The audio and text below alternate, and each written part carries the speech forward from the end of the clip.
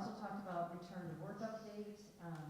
Several staff were approved to come back to Oviatt as critical workers. There's been no large shift in staffing for coverage, but the biggest challenge continues to be staff and being able to keep them healthy and on campus.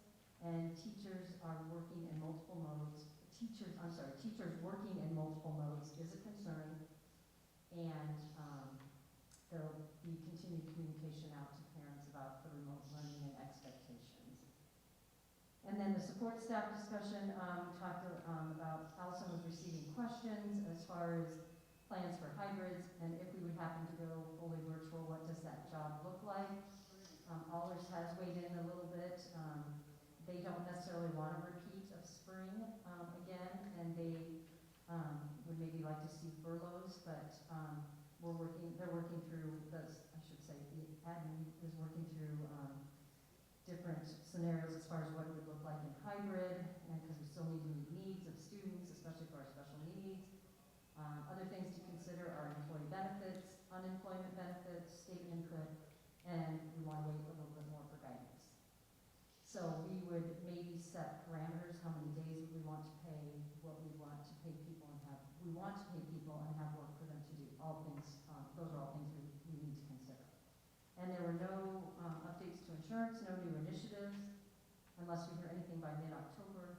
So we'll kind of keep the status quo and no major movements with insurance.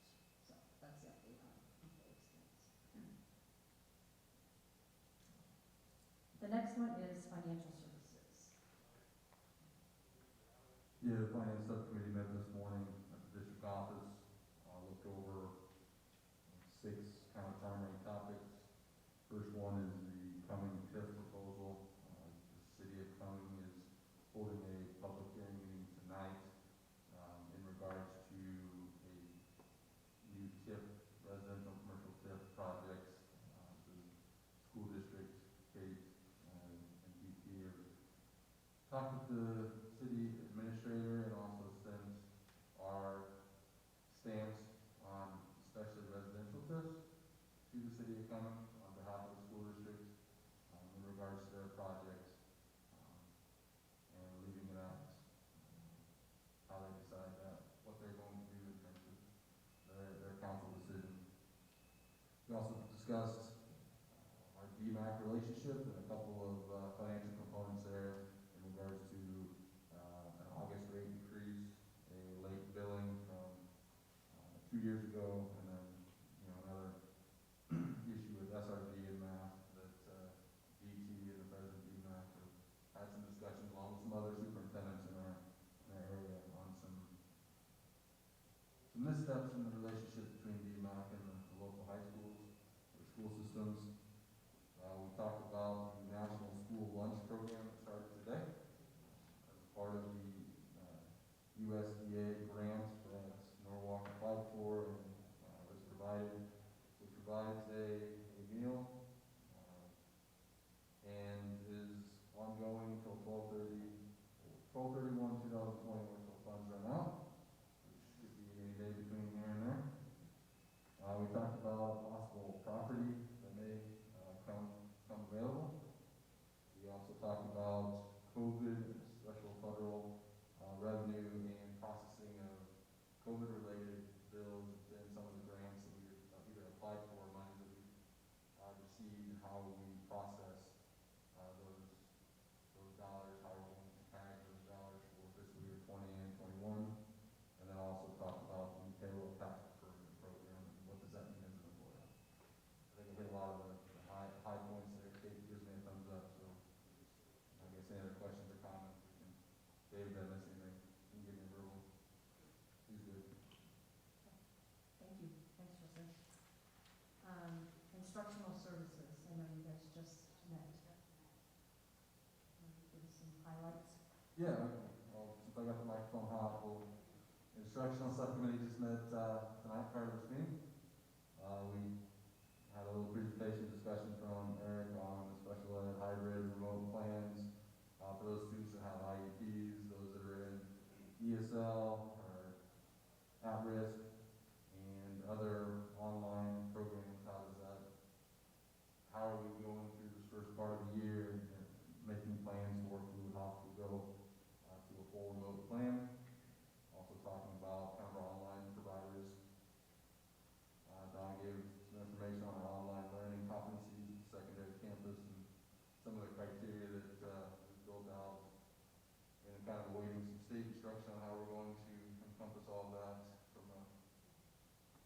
standardization standpoint. We talked also about hours online and quality. We had a discussion about the wheel courses in 6th and 8th grade. A couple highlights for the return to learn plan, which will be in tonight's agenda. We talked about post-secondary readiness report that came out from our class of 2013, and some of the information from the state. We also discussed a little bit of the updated application numbers for our virtual RRL students that also is on tonight's agenda. And then we talked a little bit about the K-12 program review. On the queue for this year was secondary science and Title I reading, and kind of what does that look like in terms of planning, or if we will defer some of that work as some of those teachers are working on current items versus being able to spend a lot of resources on planning for the next curriculum review, primarily Title I. Michelle, anything? She gives me a thumbs up. Don, Doris and Miss Lee, anything? All right, fantastic. Thanks, Justin. The final one is policy, and I will do that one as well. We met on 8/20, and some of the things we discussed are on the agenda tonight. The first one was the policy language updates in various policies to change the Director of Continuous Improvement and Director of Academic Services to Executive Director of Teaching and Learning, and Assistant Principal language was changed in several board policies. We discussed the banned symbols language, and that is on our agenda as well tonight. We reviewed guidance from legal counsel and potential language to be added to our elementary and secondary handbooks. We also reviewed, at that time, our return to learn plan, and reviewed the language that we approved, I think, at our last board meeting on the matrix. And then we also looked at board policy 107 on discrimination and harassment based on sex prohibited. Allison provided an update on this new policy that's been suggested by IASB, and that's new with new federal rules and Title IX for K through 12. And that's, I think, on our agenda a little bit later. And then Special Health Services Regulation 507.8R1 and 507.9R1, that's dealing with wellness. The nurses and the wellness committee, because of everything going on with the start of the school year, needed a little more time to review those two policies. And then we had various separate meetings of board policies that we approved at our last meeting. So that is the report from our policy. Any questions on any of that? Okay, moving on. Allison, I think you are up for the substitute pool update.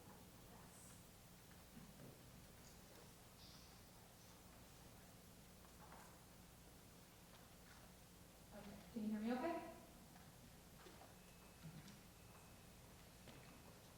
Brian, did you get the document that I shared with you so you can follow along? Yes. Perfect, thanks. Okay, so you all had asked us for a little bit of an update about our substitute pool. So I put together some pie charts just for you to look at today, just to kind of visualize what I'll talk about. So I did our sub-teachers and our sub-paras. Everything else, sub-bus drivers, sub-custodians, those are pretty steady, stagnant throughout the year. We have a handful of them, and they return and work year after year. So I didn't feel like you guys would be able to glean a ton from the data from those two categories, but just know that those are right on track, same as they've always been. Every time we have a list of exactly how much coverage we need, pretty much, and if somebody leaves, we post and try to find somebody to replace them. So those stay pretty steady year after year. So the first page is our current substitute teacher pool. So we currently have 59 substitute teachers on our roster. That's down from last year. I think we're still down about 10 from where we were at this time last year.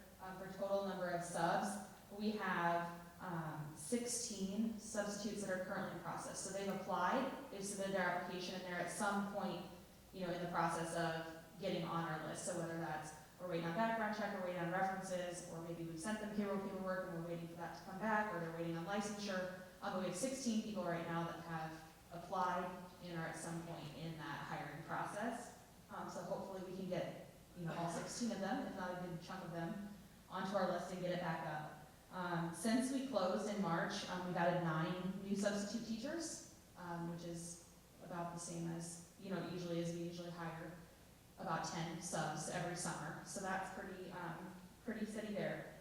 So that first pie chart is just 84.7% of our current substitute pool is returning from previous years, and then 15.3% is new currently.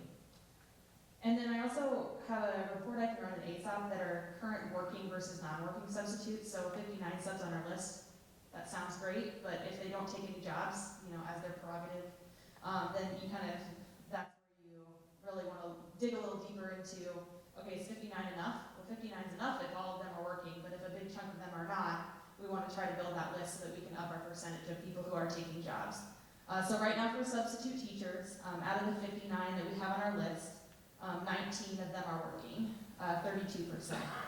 40 or 67.8% are not currently taking jobs. And that's just as of today. So they may have jobs scheduled in the future, but as of today, they have not taken a job yet this school year.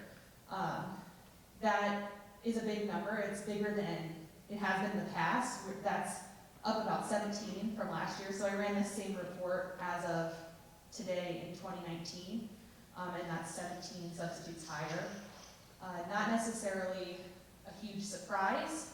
As I shared with you guys before, several subs reached out and said, due to, health concerns, kids at home from school, things like, varying life circumstances, they've stepped back due to COVID.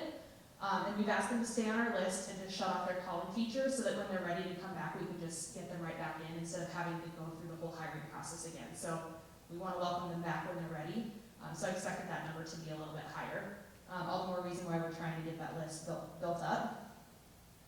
And so then the second page is our sub-paras.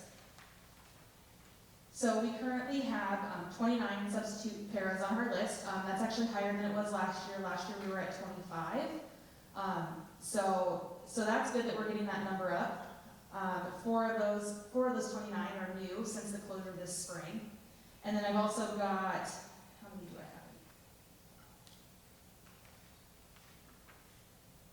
have? We have 3 sub-paras that are currently in some area of the hiring process that have applied, and then we're working on getting them processed. And 4 of the 29 are new, and then we've got almost twice that in the queue, almost ready to go. And then again, not working versus non-working substitute paras. Out of the 29 on our list, 10 are currently working as of today, and then 19 have not taken any jobs yet. That's pretty typical for sub-paras. We try to get as many people on that list as we can, because some people, are college kids that just want to work over break. So we don't get them very often, but when we do, we're happy to have them. So that number is pretty typical for our sub-para pool. And then that's actually up 9 from last year. So when I ran this report year-to-date 2019, we had 9 more subs that have not taken jobs this school year than last year.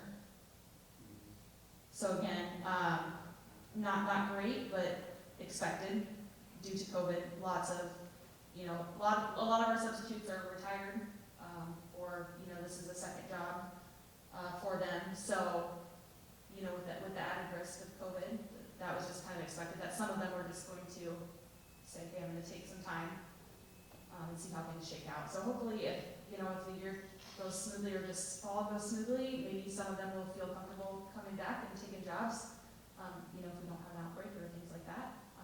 But I communicated with them all. They know they're welcome to come back at any time.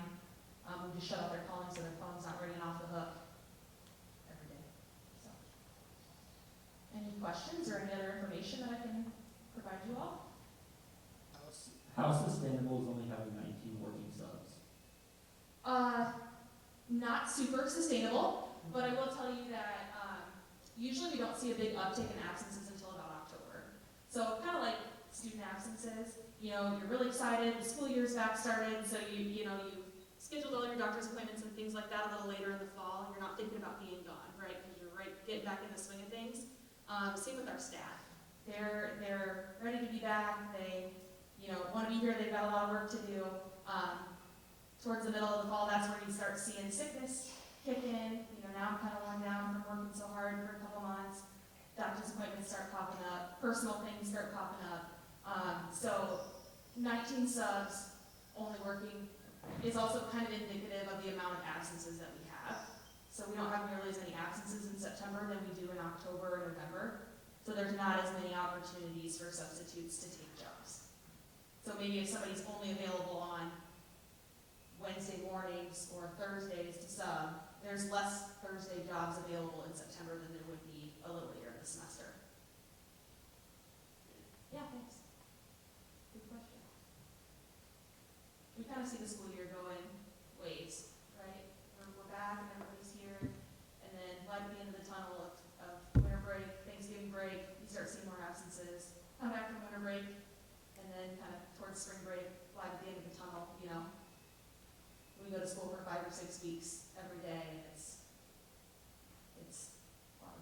Tired, and things pop up, and we get sick because we're working hard and things like that.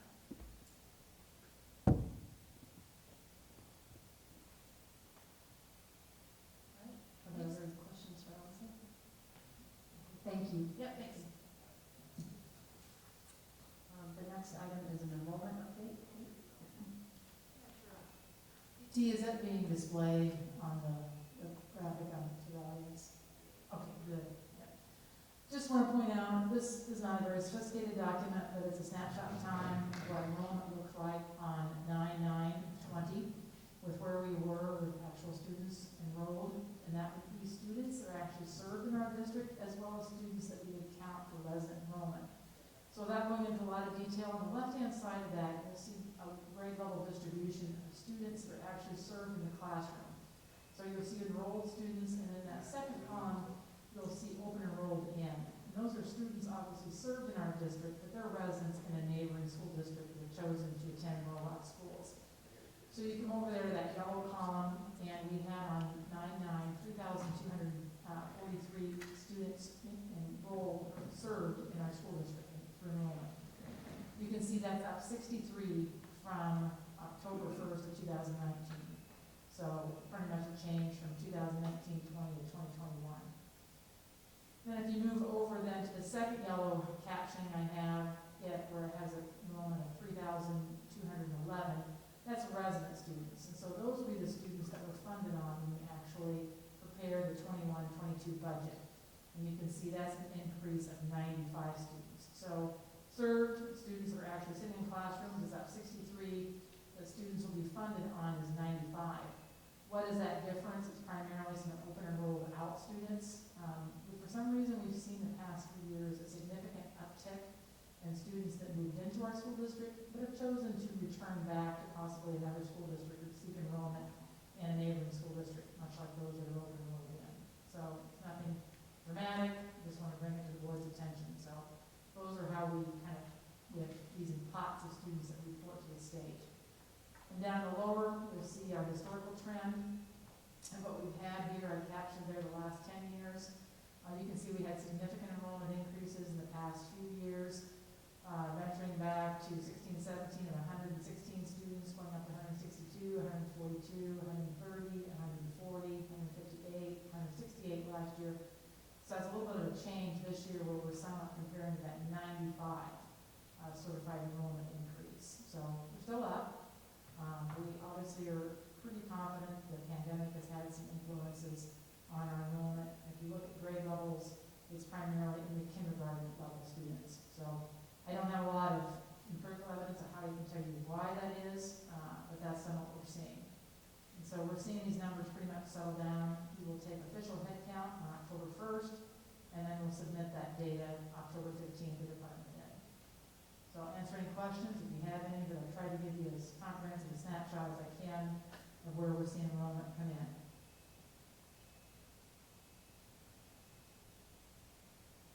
Okay, that's all I have. We'll provide more detail as we solidify these numbers with the Department of Ed. Okay, Kate, you have the next item as well, the USDA school lunch program. Yes, Justin, we covered that pretty extensively this morning in our finance committee, and Justin gave a nice update on that.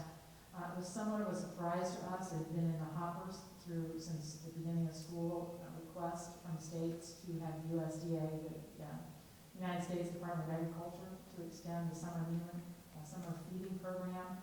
In other words, providing all students with a free lunch. And they announced that right after Labor Day. It was a real short turnaround time, as Justin mentioned.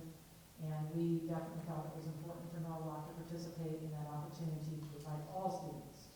And that's important for all students to know that they're able to receive a lunch at Norwalk schools. If you're enrolled in the school district, receive a free lunch at no charge regardless of your financial status. So I'll take, and that, Justin, is important. He did point out that the program thereabout will continue as long. It'll sunset either December 31st or if for some reason funding would run out.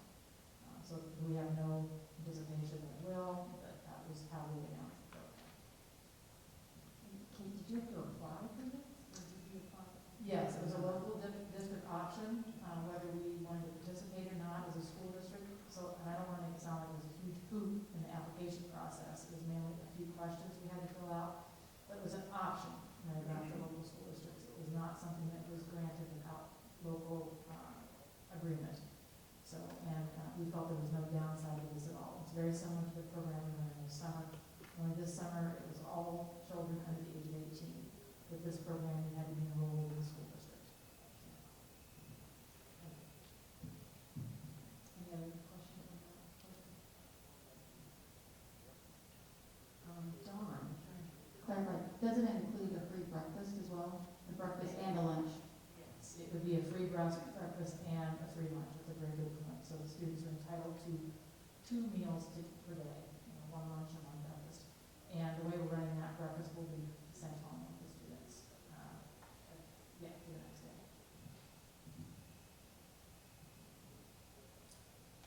Dawn, you have an update for us on differentiated accountability. Yes, so each year, the state usually produces a report for us with differentiated accountability. And what that means is they measure, they utilize our fast grade assessment, K through 6. They look at our literacy benchmark, and they provide us some guidelines and some data, what they call as healthy indicators. And so they measure what % of our students actually were benchmarked, what % of our students made benchmark, what % of our students actually received an intervention and were progress monitored, and then they give us a report on that. This year, I don't think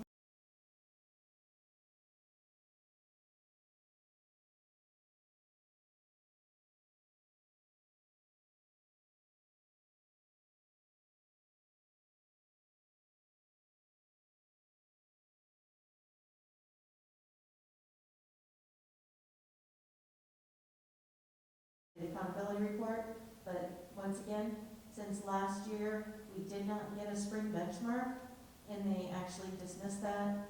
Hopefully, we'll get a report at the beginning of next year at this time. Thanks, Dawn.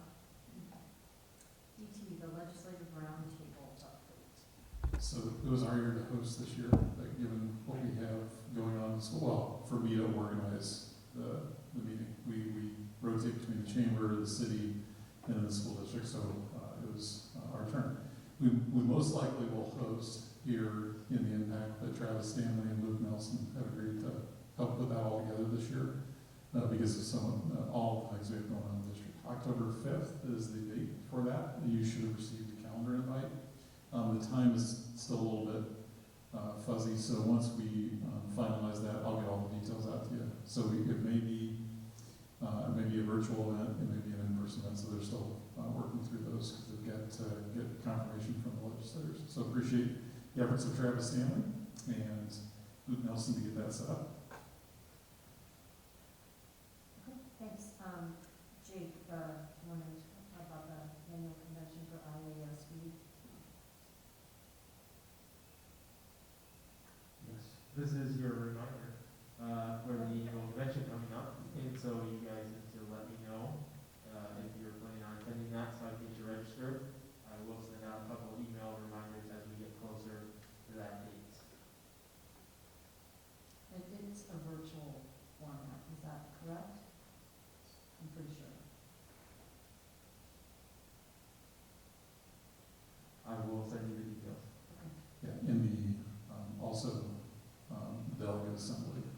is gonna be a virtual event as well.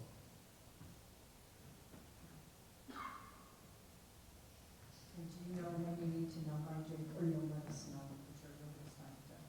Yeah, they have on their website that they're taking registrations up to the day of, but I would like to get that done a little bit earlier, which, Sounds good, thanks. Okay, moving on to old business. Kate, you were up first with the construction updates. Yes, we have some final contractor acceptance listed there for all three projects, and at this point, they completed all the work. Some of this was some remedial work at Orchard Hills over there. We had a precast concrete panel that didn't stain properly. We had to have it restained, and it's done, as well as some structural concrete. So it was one contractor, so we didn't, until that precast concrete was satisfactory, we held off on both of the bid packages. So we're ready to accept that. At the middle school, we finally got the fire completion, the fire sprinkler system in, so we're ready to release that retainage. And at Oviatt, we've got some bid packages there for the kitchen equipment. I believe it's also to the the plumbing and heating and general contractor for general construction. I'd like to recommend all of those be approved. Kate, can you repeat? Yeah, they do in one motion, yes. Are there any questions on any of these?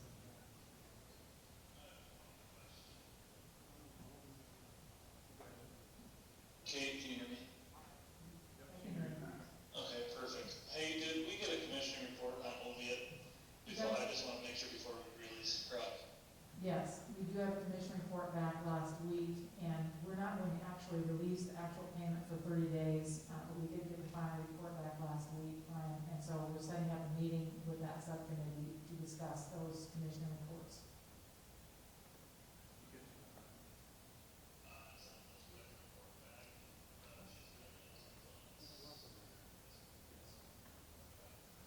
And then final will be in meeting. We make sure we got through that CX list and everything's working as it should. And Brian, there'll actually be, I requested Bluestone to set up a meeting to review the report instead of just giving us a written report. They're going to review that with the subcommittee.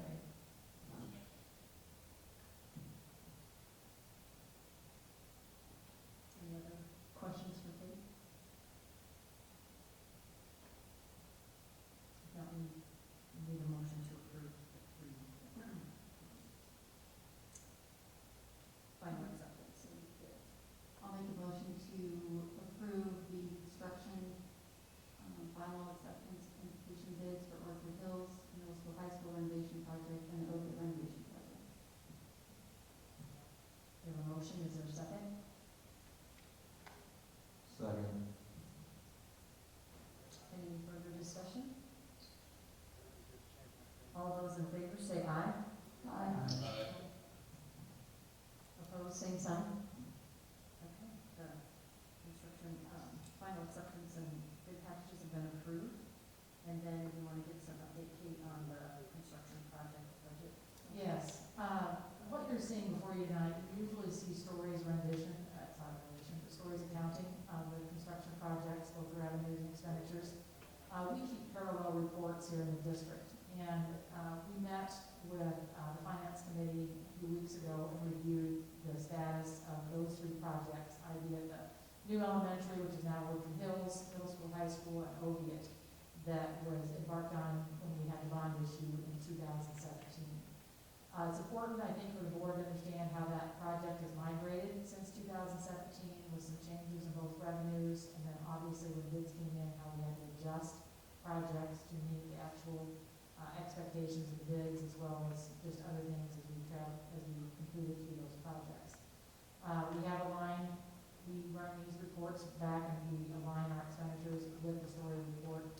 The most important thing is just, like, I just want to point out to the board at the top, you see there, we started out in 2017 looking at total projects of really around $38,680,000. And that those projects have grown, and we knew there was justification for that. I wanted to illustrate where those funding sources came from, where we actually contributed to revenues of $44,400,000. see that was an increase of 5.7 million. Quite a bit of it was, again, to accommodate some increased scope, but also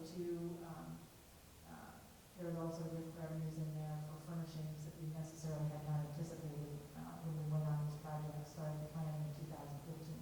Primarily furnishing the middle school, high school, as well as OVID, so that's some of it. If you go down through, though, we have not spent all of the money that we've allocated for these projects. And so if on this particular jump trip time, when this was put together, we had a surplus of $1,636,000. And we had a conversation internally, and DT did point out it's important to know that it's a surplus, but again, we contributed quite a bit of additional infrastructure money to these projects. The 1.6 million is funding now the project that you're getting ready to approve tonight with the, if the board approves it, the middle school baseball softball drive. So that's what's going to help fund that project. So basically, if you have any questions on this, if you want more detail on it, we just tried to give you a recap of total finished costs on all three of these projects, from conceptual design through bids through final project. Other questions for Kate on this? Keep in mind something, once we finish all of our final acceptances, which we still have a few outstanding and a few items left, I'm sure. They would be reflected in here as encumbered costs, Justin, so yes. So, Yeah. yeah, at some point we'll go to, here's our final. Oh, yes, correct, I'm report sorry, on it. yes, We have, yes, the revenue side's pretty final. I mean, that's, the I'm sorry. input cards, some of them still listed as the bid prices and some of that stuff as we work through bid versus actual. correct. So, we're getting close to that, right, Kate? Yeah, we're getting very close, and I think it's very important to know, one thing for this board to take away is you're going to continue with construction for many, many years to come. The new elementary, it was much easier to budget for, and to account for, and to bid for, because it's pretty straightforward. Renovation is never an easy approach, and if you've all done home renovation, there's just things, unforeseen conditions, as well as, well, this is a good time to do this, because we're not going to get back at it for several years, so. It's never a curse, it's just a reality.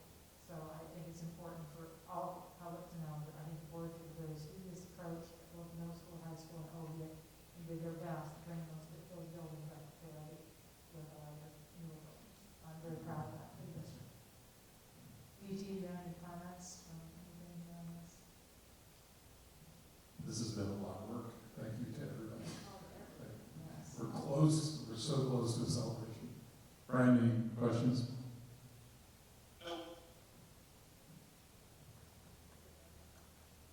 All right, thanks, Kate, for that update. Now we are moving on to the middle school baseball, softball drive, and parking paving project. At this point, Mary Beth, if you don't mind, I'll go ahead and review in the packet that's being displayed. You can see we had a host of bids for this project. And again, I've already spoken to it, the paving of the long-awaited gravel drive at the middle school baseball, softball complex. Turned out these particular bidding conditions in this fall is very well received in the contract community. So you can see there we had 8 bidders, and they were some of them were very close to the project estimate. But we would like to recommend that the board accept both the base bid and the bid alternate. So they would be the lowest apparent bidder, would be Elder Corporation.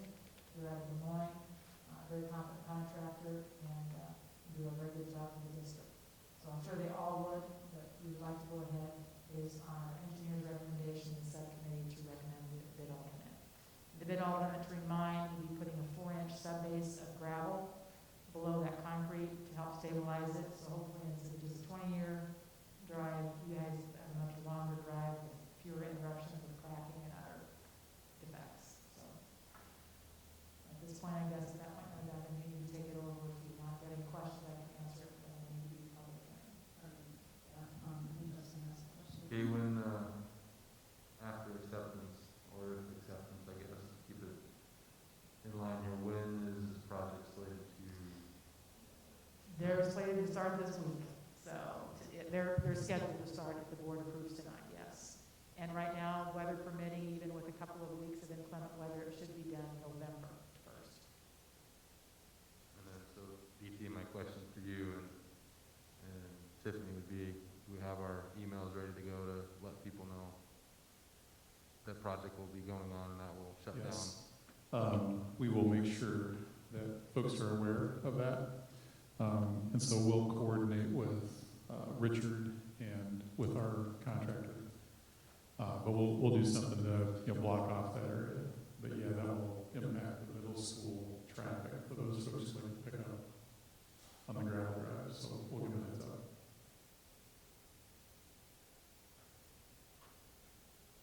Are they gonna store equipment here, Kate,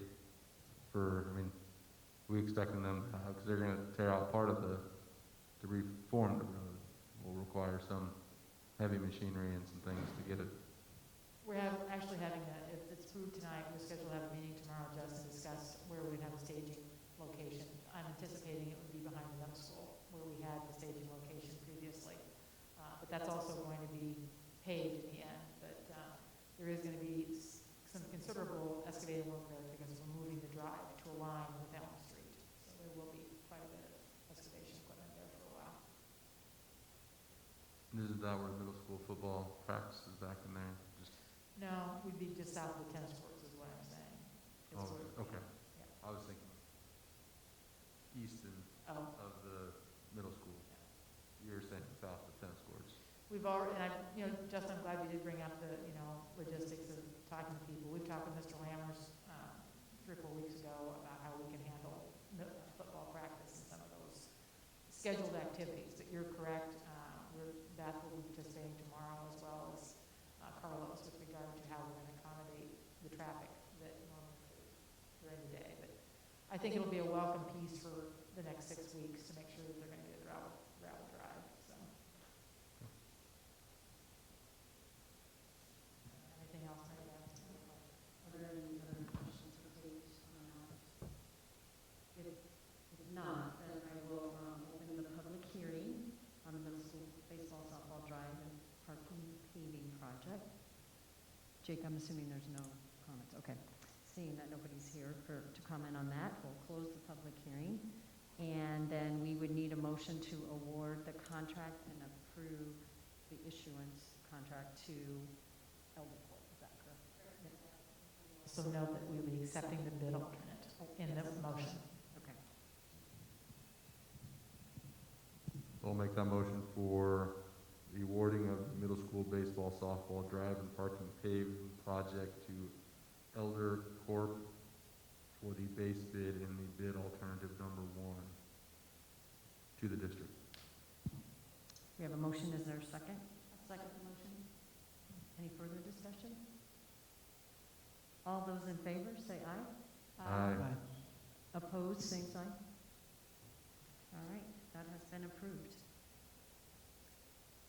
The next item is our return to learn plan changes. And Jake, I think we have some people that would like to speak. Okay, at this time, we're going to do our public comments. I do want to remind everyone, we'll have you come up front to one of the microphones. You get 3 minutes to talk. I will give you some notification on that time. I have a couple handouts here, so make sure you peek over at me so you know how much time you have remaining. Do state your name and your address when you start, and I'll start the timer once you begin talking.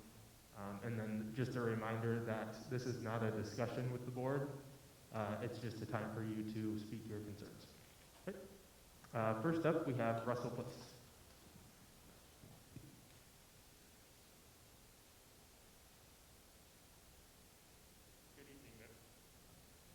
Good evening, members of the school board. It's on.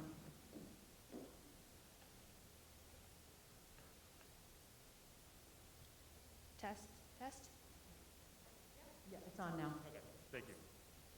Members of the school board, my name is Russell Place, and I live at 302 58th Court in West Des Moines. This is my 7th year working for the district, and I teach 7th grade contemporary global issues in person, as well as 6th grade social studies, 7th grade contemporary global issues, and 8th grade U.S. history to our students who have opted for remote learning. I'm also a 2005 alumni of this school district. I wanted to take some time to apply some of the district's professional development to our current situation at hand. Back in 2018, Norwalk schools were awarded horizontal level 1 certification, which meant that we have created a safe and collaborative culture. There are 8 leading indicators in order for each building to be certified. I'm going to highlight 2 of those. The first indicator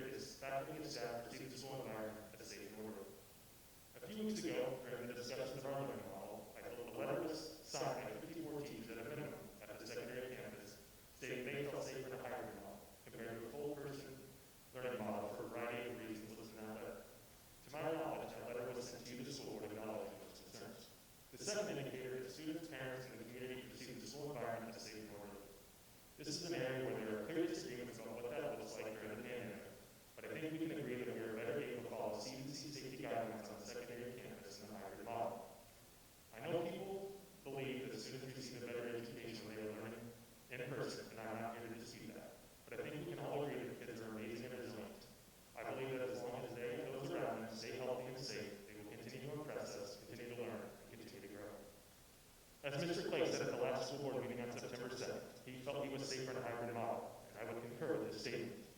An extended hybrid model offers the best chance with some sort of in-person instruction to stay consistent for a longer period of time. With that said, being in a hybrid model makes me prepared for three groups of students: the fully remote students, the remote cohort group, and my in-person cohort group. This is the option that creates the most work for me in terms of preparation, but I would choose that option because I truly believe it provides the safety for all students, staff, and families. There is a reason Marzano certification likely begins with ensuring safety for all. Without that, there's no foundation to build upon. In closing, I want you to know that I will respect whatever decision you make today and each day moving forward. I know you are in a difficult position, and these decisions are not ones you take lightly. I will continue to give my best to my students each day and continue to improve in whatever model is thrown at me. I have never felt more support from the administration as I have during this return to learn discussion. I did want to end by saying that the decisions you make directly impact students in the setting you are not in on a day-to-day basis. Now that we are back to having all students in our buildings, I invite you to come to the secondary campus to see what it is like trying to social distance, to see the lunchroom at full capacity, and to see how busy the hallways are. I hope you strongly consider coming to the secondary campus. Thank you. Thank you. Thank you. Next up, we have Nikki Lamb.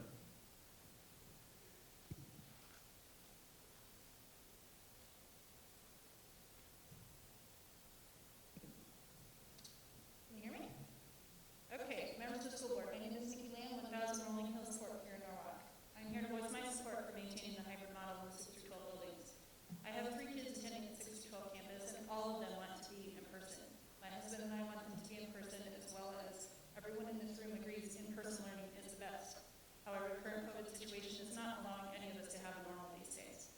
While there is true health concerns related to the virus and the terrible effects of those that actually get sick, something I hadn't anticipated is the resulting consequences of the exposures and forced quarantine.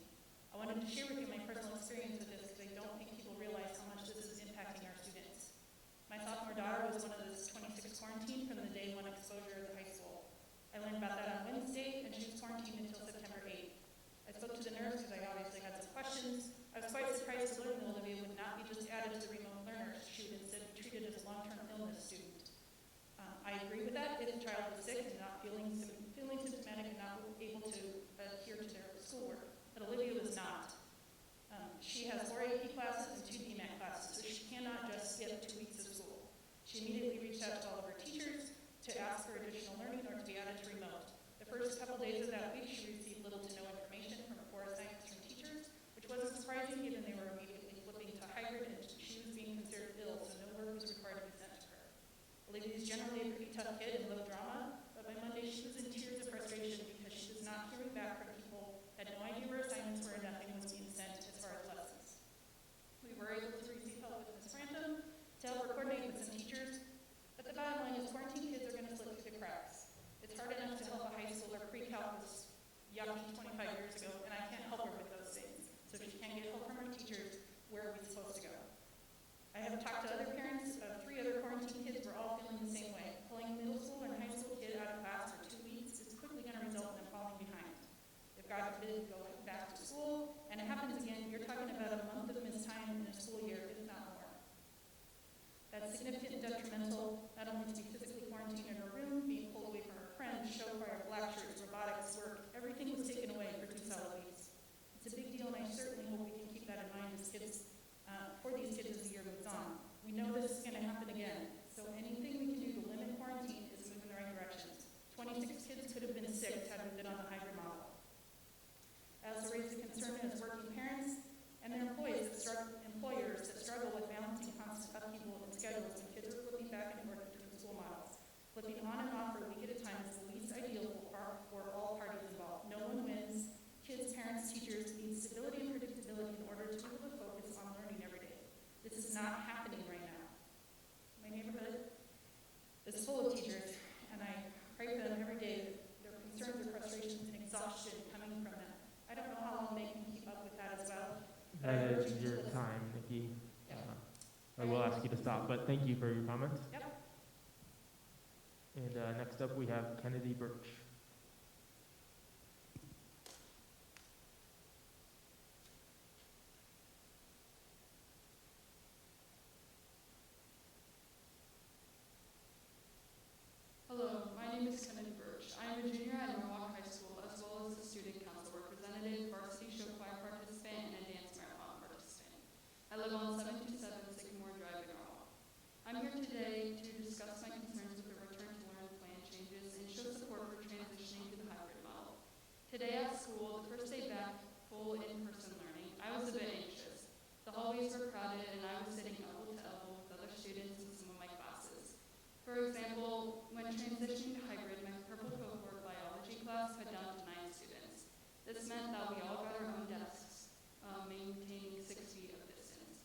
Today, however, the number of students in my classroom more than doubled, and I had to share a desk with another student. For these reasons, I feel it was apparent that Norwalk is not taking all the precautions recommended by the CDC to prevent the spread of COVID-19. In the hybrid model, there are multiple benefits for students. We can have in-person learning while still taking all the safety precautions recommended by the CDC. We work in smaller classes, which allow students to be more efficient and students feel safer, as seen in the data collected by one of the statistics classes last week. I understand that the hybrid model might not be as ideal as full in person, but I am willing to make that sacrifice in order to stop the spread of COVID-19. Being able to keep students and staff safe by hand washing, maintaining 6 feet distance, and wearing masks should be Norwalk's #1 priority, and we can complete this by returning to hybrid. On behalf of 413 students and 237 parents, staff members, and community members, we are asking the board to choose the hybrid model for the Norwalk High School Return to Learn program. Thank you. Thank you. Next up, we have Eli Newland.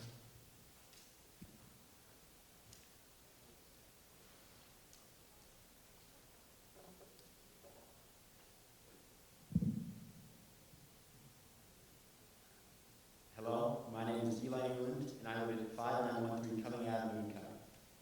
I'm a junior at Norwalk High School, and I'm here on the behalf of the 413 students, 237 parents, staff, and community members, who in the last 10 hours have agreed to sign on to this message. Myself and a few of my peers have prepared a message to give a voice to the many Norwalk students in favor of a hybrid model. As I'm sure you all know, the most important factor in preventing the spread of COVID-19 is maintaining a physical distance of 6 feet. Having gone through both fully in-person days of school and days on the hybrid model, I can say without a doubt, there is no way to maintain social distance with fully in-person school. The hallways and classrooms are simply too small for it to be logistically possible. When fully in person, I am within 6 feet of more than 2 times as many students as in the hybrid model, despite all of my classes having many prerequisites and being not very many students take. When we are in the fully in-person model, one person tested positive on the first day of school, exposing 26 students, putting them at a high risk to contract COVID-19 and forcing them to quarantine. This is compared to one positive case in the hybrid model where only 5 students were first quarantined and another where 0 students were exposed. The hybrid model also greatly reduces the amount of resources and time must be dedicated to contact tracing, wherein administrators are forced to review seating charts for each class the student was in and physically measure the distance between desks to find out the number of students who were within 6 feet of this student, notify the families of exposed students, and then follow up with those families to make sure they receive the notification. Then they must work with every teacher of the students who are exposed to ensure they are able to accommodate the needs of the students who are quarantined. In the hybrid model, it is very clear to see that physical distance is far more attainable, leading to much greater safety for all students, staff, and community members. Despite any possible flaws in the hybrid plan, I'm promoting its continuation for the safety of all of us. Thank you. Thank you.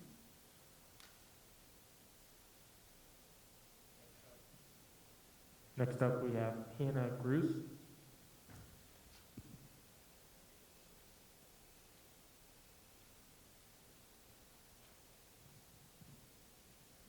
Hello, my name is Hannah Gross, and I live at 6806 61st Lane here in Norwalk, and I'm currently a junior at Norwalk High School.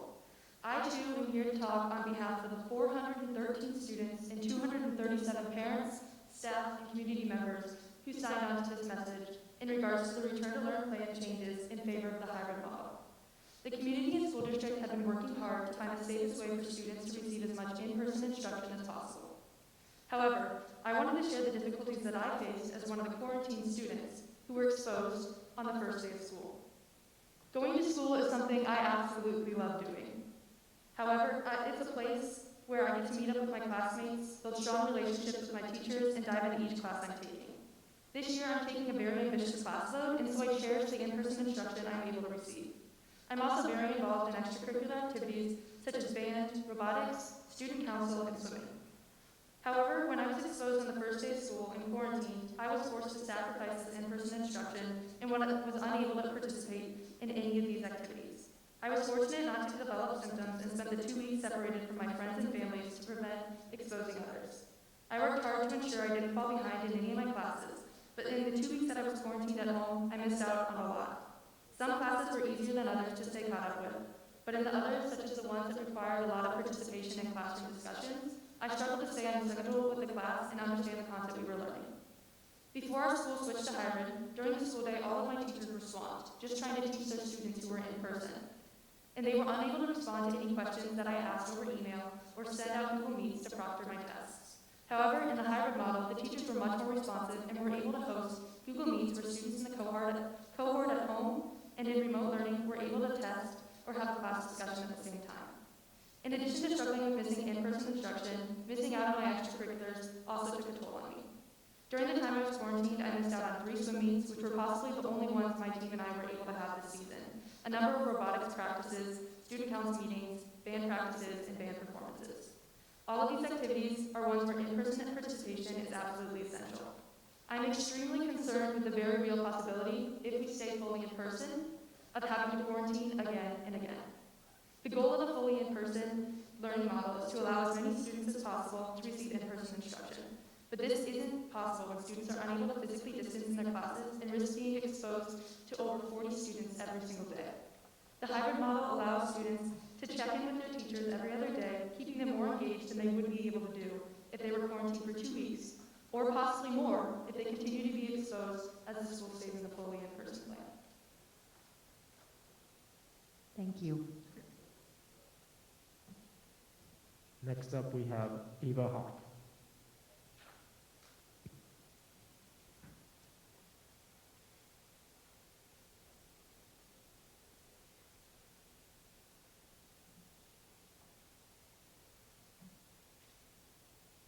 Hello, my name is Ava Hoke. I live at 314 High Road in Norwalk. I'm a senior at Norwalk High School, as well as varsity cross-country runner, president of Norwalk Dance Marathon, and a student council representative. I am here today to discuss the return to learn plan changes and to show support for transitioning to the hybrid model. Last spring, after school was canceled for the rest of the 2019 to 2020 school year, there was a big push with everything: school, sports, music, art, and other extracurricular activities to do something for the seniors who are missing out on their final days of high school. As a senior this year, it has been hard because so many of the things I was looking forward to are being altered or canceled due to the pandemic. The seniors from last year missed out on a lot. However, I fear that I will be missing out on more because of going full-time in person. I wish with all of my heart to be going full-time just as much as some of you. However, I know that going full-time means risking the few chances I have at a somewhat normal senior year. I hope that the school board takes into account 2021 seniors and their final days of high school the same way they did the 2020 seniors. Thank you. Thank you.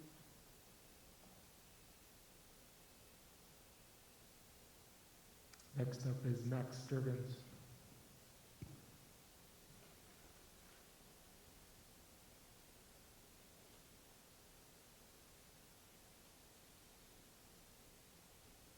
Hello, my name is Max Sturgans, and I'm a senior at Norwalk High School.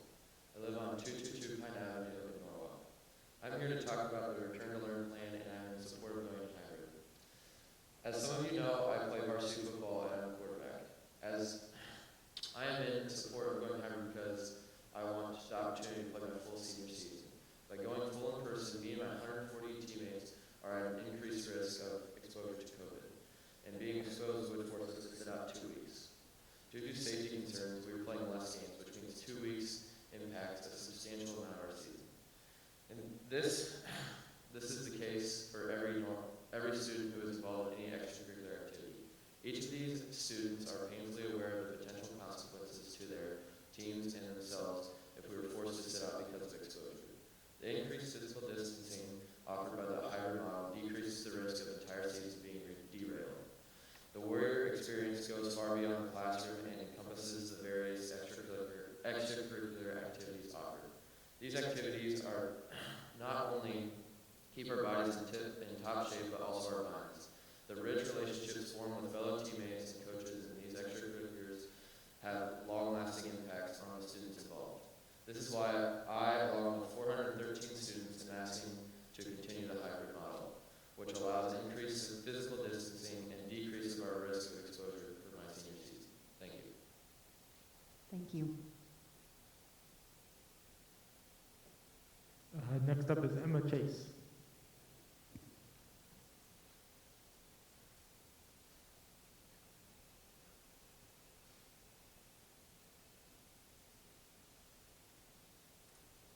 Hello, my name is Emma Chase, and I'm a senior at Norwalk High School. I live on 220 Turnberry Drive in Norwalk. Similar to the past students who have spoken, I am passionate about Norwalk schools staying with the hybrid return to learn model. As a community, school, and district, the collective goal is to provide students with the best education and opportunities for our district to continue growing leaders and learners. We can meet this goal by offering the greatest amount of in-person learning that is safely possible. Acknowledging this, the hybrid plan is the best way to offer students quality education. This is because of the social distancing measures that are put into place with the plan that make it less likely for students to be exposed to COVID-19 through a fellow peer. A single positive student in the in-person model can cause over 11 times the number of students to be exposed and quarantined as the hybrid model. Although the in-person model seems to offer students greater face-to-face learning time, it presents many variables that often lead students being out of class more than they would in the hybrid model. In conclusion, the hybrid model option provides the most opportunity for guaranteed in-person learning, thus lending it to be the preferred candidate between the two return to learn options. On behalf of the 413 students and 237 staff members and community members that signed on to this plan in the last 10 hours, we are asking the board to choose the hybrid model for the Norwalk High School Return to Learning program. Thank you.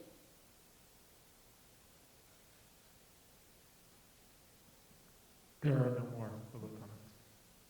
Thank you to everyone that came tonight and spoke to us. We appreciate your comments and your concerns, so thank you. DT, I'm going to turn it over to you to give us an update on the return to learn. Or Dawn, I'm sorry, is it Dawn or you? So first up is the return to learn plan changes. And so we do have a few changes to make in the return to learn plan. There are changes, and I sent you each a link. We did not get it linked into the agenda, so I apologize for that, but it's on the website. And then I sent you each an email. So on page 2, we have 3 changes. And you're going to hear a consistent change throughout the document. So we've clarified around cloth face masks are the default expectation anywhere we mentioned face coverings. And so on page 2 of the Return to Learn plan, there are 2 modifications there under public health. And then the other change on page 2 is we've clarified about the being in person with blended or hybrid model. If we have students that are going to attend on a daily basis or more than kind of an average every other day basis. And so the language we added says if educators, staff, and parents determine in-person support is needed and appropriate. And so that would be related to the students with special needs, IEPs, 504 plans, ELL, and at-risk students, maybe given permission to continue to attend daily if educators, staff, and parents determine in-person support is needed and appropriate. And then looking down the rest of the document on page 10, and again, these are all highlighted in green. On page 10, cloth face masks are the default expectation. And then page 15,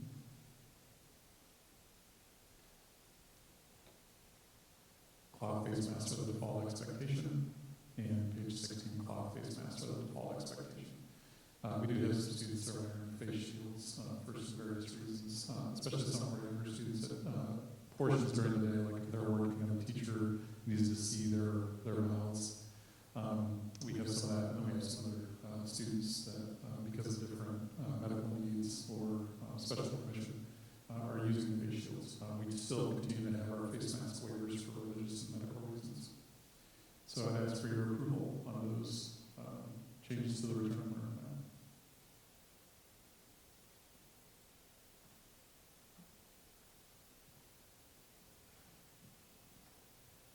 So we need a motion to approve those changes to the return to learn plan. I'll make a motion to approve the changes as presented to the Return to Learn plan. Okay, we have a motion. Is there a second? I will second. Is there any further discussion on the changes? Okay, all those in favor say aye. Aye. Aye.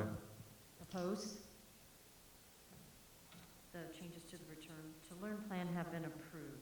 And then Return to Learning model adjustment. So looking at the, I'll take this first, and then Don can jump in as needed, but looking at the matrix that's in place, currently right now in Warren County, the positivity rate this morning was 6.7%, which would place us in the tier 2, minimal to moderate range. Student absence rates are above the levels that would put us in tier 2. So our average daily attendance is not 10% below the 18-19 average daily attendance rate. And we do have adequate staff coverage. And so the board did approve at a previous meeting needing 2 or more of the community transmission criteria to transition to a hybrid model. And so that standard has not been met. And so there is no recommendation to modify our learning model tonight. And so questions or comments from the board? Don, do you have anything to add to that? DT, I had one question. Can you clarify the absences again? I think I understood it and then I confused myself. So for the tier 2, because we knew we were more likely to get to tier 2 than tier 3 or tier 4. We're using average daily attendance. That is different than in tier 3 and tier 4. We still haven't received formal guidance about what that 10% absence rate means. There has been some guidance that's come out from Iowa Department of Public Health. I received that through Warren County Health Services. And so we understand that the DE may be rolling out some of that guidance. So there are some items within that guidance that dictate what that 10% absence rate means. You only count the students for that absence rate that you're anticipating being in person. You do not count the students who is in quarantine as being absent unless they are truly ill and not participating in the educational program. So if I'm quarantined and I'm ill, I'm not going to participate, then you would count them. And you would not count in that absence rate for tier 3 and tier 4. You would not count non-illness related absences. So if a student's out on a college visit or if they're on a vacation, you would not count them in that 10%. So by way of reminder, we've started the school year and we haven't received that guidance formally yet. And so we will implement some of this once we get the formal guidance. And so this is, again, part of our challenge as we go through this is the data shifts or the expectations shift as we've implemented our plan. So as soon as we get that information and it's confirmed by the Department of Ed, we will start to implement that locally. I was notified in a webinar last Wednesday at 3 o'clock that they'll have some attendance guidance coming out sometime this week, but they weren't 100% sure when. So last week on a area education agency superintendent meeting that we have once a week, there were multiple superintendents that hadn't seen that guidance yet because their county health departments hadn't shared it with them. So Warren County, good job, Jody DeVault, because she had shared it with us the Friday previous. But that's the difference in the attendance rate. That 10% rate is established by the state is going to be different than what we look at on a regular basis, just our average daily attendance. And then I guess my clarification, what was our current attendance rate? Sure, so our attendance rate, I don't believe I have that for today, because we generally run those attendance reports the next day. So we have been averaging 96.94% average daily attendance with students. And I'll just give you last week. Monday was 96.88. Tuesday was 97.27. Tuesday was 96.88. Wednesday was 97.27. Thursday was 96.86. And Friday was 96.93, of course. We have to acknowledge that that was in the hybrid model. that was not fully back in person. DT, when you do that, will that be broken out to the building level? I can't remember how that reads exactly in the matrix, but is it at the building level? I guess I assumed we'd always apply it at the building level. Yeah, we can, yes, the matrix allows us to make decisions at the building level or the district level. So that's a district level decision, just like we did 6-12 hybrid before.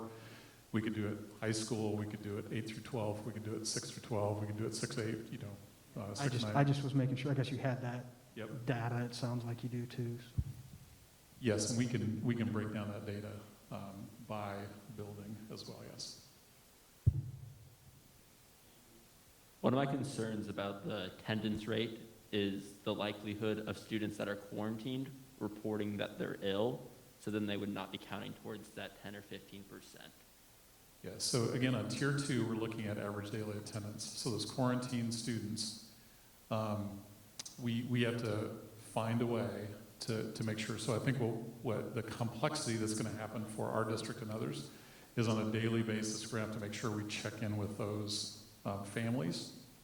So we'll have 2 quarantine codes, because a student that's working to participate in the educational program, we don't want to count them absent. And so we'll have a quarantine code, and then we'll have like a quarantine ill code. So for a student that, like, I'm not feeling well and I'm not going to participate in any way, shape, or form in the remote learning environment that's available to me. And so we have to differentiate between those 2. And part of that, we originally just had the quarantine code, but now with this guidance from the state, we have to have 2. So this will be extra work for whether it's our administrators or our secretaries, to kind of fuss through what a quarantined student's status is. Are they ill, or are they just quarantined but still participating in that remote learning environment? Did I answer your question? Still a little confused. If there's a student who's quarantined, Yes. who comes back positive, however they can still participate in online learning, would they count towards the absent rate? Yeah, and that's some of the clarification we're asking for. If a student is COVID positive, it's my understanding that they're going to be counted absent, yes. But if they're quarantined but because of close contact, they're not automatically counted absence. And I'll provide a different update, I'm sure, in a week or 2 when we get guidance and we see what some of the actual guidance is. Sorry, Michelle. I was going to ask about that attendance component, because that guidance came out pretty close in time to when we adopted the guidance that we did based on our own history, basically. And I've been thinking about that component of it just a little bit, and I don't know, it sounds like there's still a little bit half-baked at the Department of Education on where that gets to. Sorry, bad terminology. Well, you should include the Iowa Department of Public Health in that comment. Okay, well, the original memo came from the Iowa Department of Public Health. Everybody's a little bit that way these days, but at any rate, I just wanted to keep considering that component of it, because I have been a proponent of following guidance to the best we can, and now that they have actually stepped forward and helped define the 10% absentee rate that they're using, I guess would like to have that conversation to see if that's something we want to consider too, because when we did that, I think we were kind of basing that on our own. We have tweaked the matrix, we've tweaked the plan based on revised guidance, so I think that's definitely worthy of right. But I think at this point it might make the most sense to let it get a little further along, it sounds like. And I think, some of the comments tonight, and I know you all have been receiving comments, and when we went hybrid, there were more comments about being fully in person, right? It's a little bit of a whack-a-mole situation. So go hybrid, and more people pop up about we need to be fully back in person. And you okay, we're going to go fully back in person, and you see more people pop up and say we need to go hybrid. And so there's good articulation here about a lot of the reasons for support of the blended hybrid model. And it's real circumstances, and specifically around that quarantining. Like there's no doubt that there is a greater impact with close contact when you have more people in a space, right? that are within 6 feet. And so that's one of the requirements, of course, for quarantining and close contact, be within 6 feet for 15 or more minutes. So that is one, enhanced risk when we go fully in person.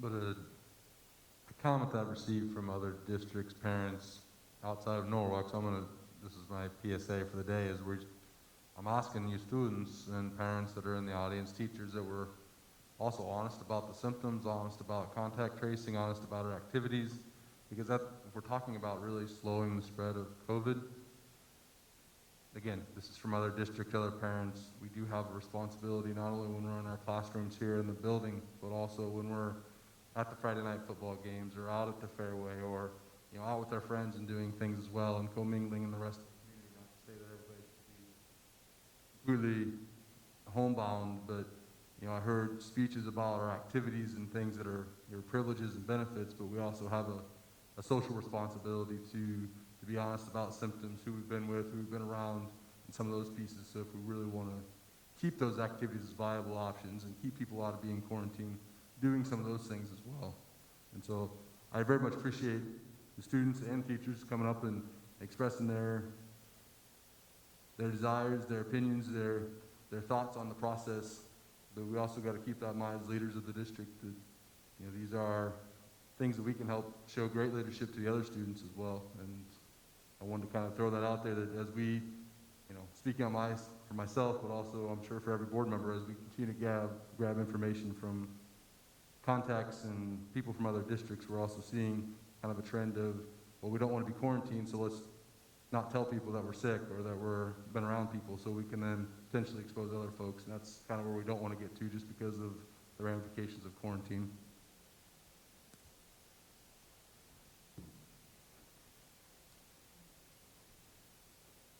Well, and I want to say too, again, thank you to everybody that came tonight, because I do think as board members we've heard from both sides, and we're definitely in a community, I think, that's kind of split in the middle a little bit. I mean, or like DT said, when we were one way, we heard from the other side.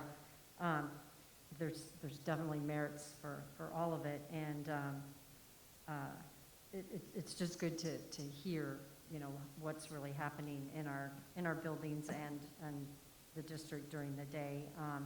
And so I agree with Justin that we all have to kind of do our part. That it is interesting because it is changing so much, and this is just another example of how it's evolved, I think, since school started too, of where we're at just with COVID. And so, and I've heard from several people that they understand that, and they understand that we're in a position where we have to make the best decisions with the data that we have at a certain point in time, and it could change. And so it's going to continue.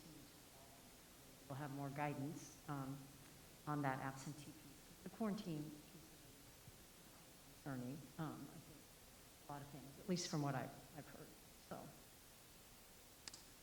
Yeah, I go back to something Justin said, is back on July 22nd, it was soon after we received the July 15th guidance from, in the proclamation from Governor Reynolds, and the message you sent out, specifically that I sent out, was, you need us by August 24th, we need you now. And that rings true today in terms of, as a community, we have some say in this, in terms of the behavior out in public. So, for me, basically since the pandemic hit, I've been wearing a face covering when I go out in public every single time. And my circle has been really small in terms of the people I'm around outside of school. And so it has been fun. I think I've hugged my mom once since March. So that's been tough. So I think that's 100% right, is we have to continue to make good choices. And I think some of that is manifest in the fact that we are seeing a decrease in our positivity rate and some of the numbers. But we have to continue to make good decisions. And so it's a tough call, just across the board. Again, thank you to everybody that came out tonight and shared their thoughts. The recommendation tonight is what it is, based on that matrix. And so let's get that attendance data. I know the board will continue to get feedback, and so we talked previously that the matrix is a guide. It's not an absolute, and so if the board decides to change directions in the future, you certainly have the ability to do that. Any other comments or questions? I guess we don't have another meeting scheduled for 2 weeks, and if the DE comes out this week with guidance, can you provide that to us ahead of that time so we can start reviewing it now before Well, that? Yeah, when we get that, you'll get that. Brian, Okay. do you have any comments or questions? Nope. Thank you. You're going to be able to start on our next one, break down the numbers between the buildings so we can see? So, yes, thank you for that reminder. Because you should all have in front of you, and for those in the crowd, if you want this data, it's up right up front by Jake Law.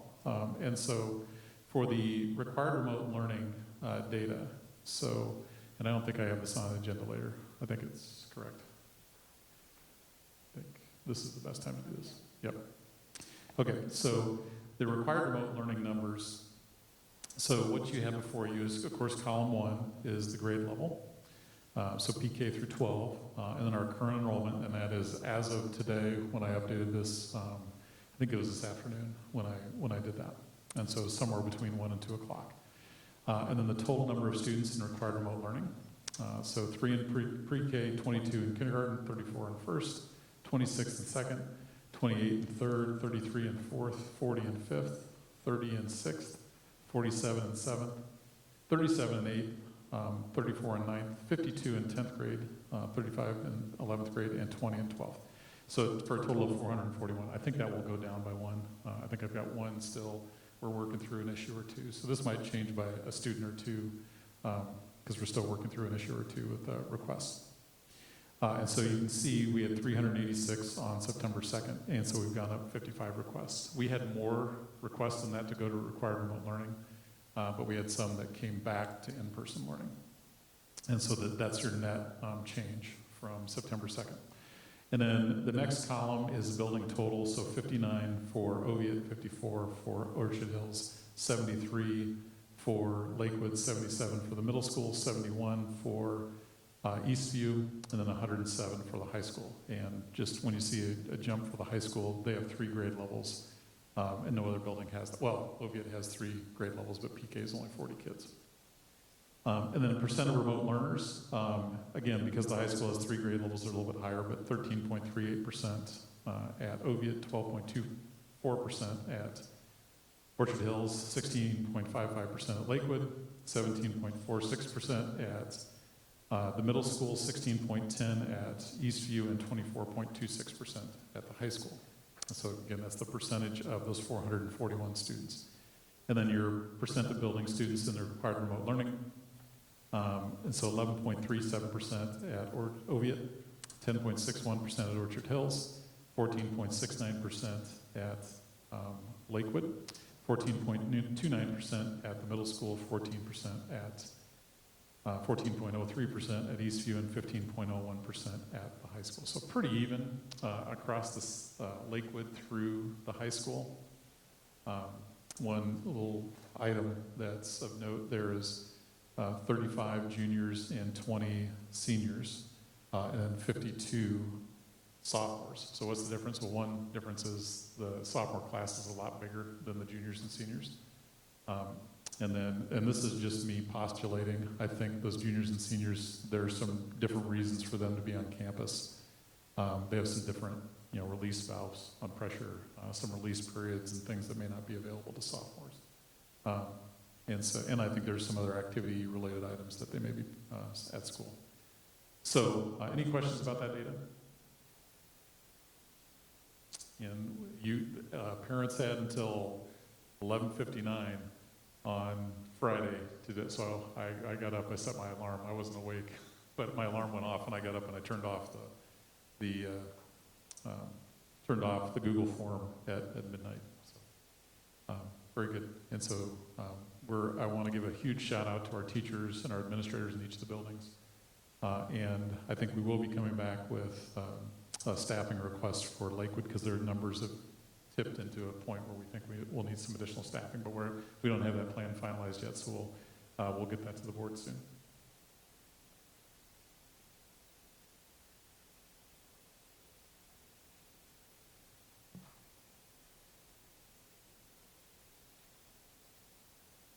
Do you have other updates with the return to learn? We haven't heard anything from the state in terms of any really critical news. And so the next big item will be item A under new business that has to do with girls swimming.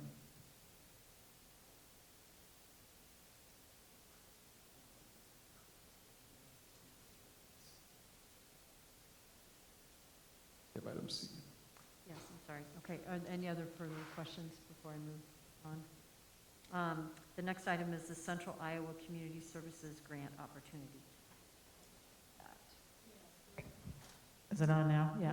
It was a little bit of a pleasant surprise. A few weeks ago, DT received a letter on behalf of the district from an organization. It's on there. They were offering, they had received CARES money, federal money, for assistance, and they decided to reach out to public school districts to see how they could help service students in public schools with mental health needs.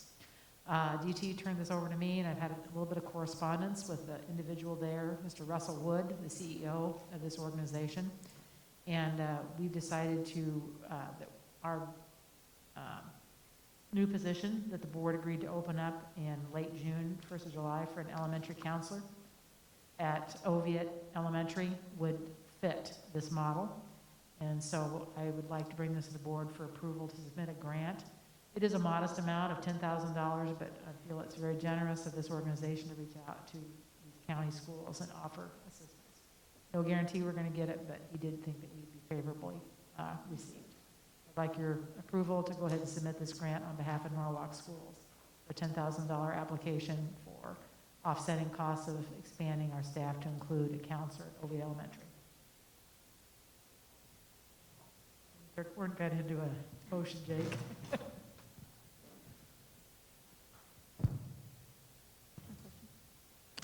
Any questions? Otherwise, we need a motion. I'll make a motion to approve the application for the Central Iowa Community Services Grant. Is there a second? I'll second. We have a motion and a second. Any further discussion? Hearing none, all those in favor say aye. Aye. Aye. Opposed, same sign.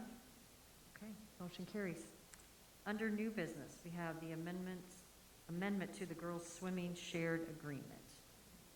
Okay, so I have some additions that I'll need you to, at least one to consider. So as you're aware, Des Moines Schools didn't start until this week, and then they started in a fully remote environment. So they've had to suspend activities. They're not the only district doing this. Iowa City has some of this going on. Ames had to suspend activities because of starting the year fully online. They have permission from the Department of Ed because of the positivity rate in Story County. Des Moines does not have permission to start fully remote, and so they've had to suspend activities. They have a board meeting tomorrow night to determine what they're going to do. I don't know where that's going. Anything I would say is just pure speculation, and I'm not going to speculate on that. So behind the scenes, I have been working with Mr. Lammers, Gary Ross from the Iowa Girls High School Athletic Union. You have an email from him that we'll get to in a second. And then also athletic director at Des Moines Lincoln, Phil Chia. And then Bryce Amos and Darren Schreck over at Carlisle. Mr. Schreck is their AD and Mr. Amos is their superintendent. And so we have a proposal in front of you tonight, and there's some information. You can see the first item, and these documents are up here for anybody who wants to take a look at them. The first is the sharing agreement. It's really pretty straightforward and simple. And so it's got the logo of the girls' union on that. And so one of the things, I went through and reviewed the administrative code with Mr. Ross from the union. And so I pointed out that we can make an amendment to our sharing agreement. The original guidance was that we should end the agreement with Lincoln and Carlisle, and then Carlisle and Norwalk should enter into an agreement. I looked at the code and said, well, couldn't we make an amendment that's allowed for an Iowa code, and then we can we can become the host school Norwalk, and Des Moines Lincoln could stay a part of the sharing agreement. They're just not the host school. So if they come out of remote learning, they can continue to swim. So I thought that was a much better situation than just, kicking them to the curb. All those in favor, say aye. No, I'm just kidding. And so we potentially have that going. And so the next thing is we have to take care of, item one would be we would amend the agreement to become the host school if the board is in favor of that. We'd have to you'd have to grant us the ability to hire a head coach. We're hopeful that that can be the Des Moines Lincoln coach. There are some issues with that right now that we're working through with the union and the Department of Ed. The guidance that you have in your email, it addresses one of those factors. So if you look at item 2, we have to have a coach who has an authorization that can be there at least to supervise the students. Again, we hope that that is the Des Moines Lincoln coach that becomes a Norwalk coach for the end of the season. But in the absence of that, the Des Moines Lincoln coach can work with the team virtually, but can't be there in person. So that's where we would need someone to be there. So Mr. Lammers is working on, if we have to have someone to monitor the swimmers, we can have someone that's a certified coach do that. Okay? So I have advocated from our position that we think we could, bring, is it Coach Weber? Braden Weber, is that correct? Yes. So bring him, and we would assume the contract for the swim season, and so he could be our coach. And so that's the position I'm arguing for. I don't know if that's going to be allowed by the DE and the girls' union. In the absence of that, then we will have to have another coach. So Mr. Lammers is we talked about this about 3 o'clock today when I got all this information finalized. So he's working on that. We'd have to have a swim facility other than Des Moines Lincoln, and I know that the parents have worked with Mr. Lammers, and so we have the downtown YMCA. That would just be for practices because we would not have any home meets. So all the meets from here on out would be away meets. And so we wouldn't host anything. They would all be away. We have 2 meets this week. And I think that's the 15th is Roosevelt, so that one's not going to happen because it's Des Moines Roosevelt and they can't swim. So it's the 17th and the 19th, correct? We have Marshalltown and the Southeast Polk and Indianola Triangular. So as you can see, I'm working hard on this. I learned more about girls swimming in the past 2 days in terms of some things how it operates. So, so we'd have to do that. And so head coach hire, facility rental, and then the 4th item I would ask the board to approve that's not on the agenda that we thought about after the agenda went out is that we would just put language in place that if Des Moines comes back and they can be the host school again, that we would just rescind this amendment and we would go back to the original sharing agreement. And we wouldn't have to take formal board action on that because it's already in place.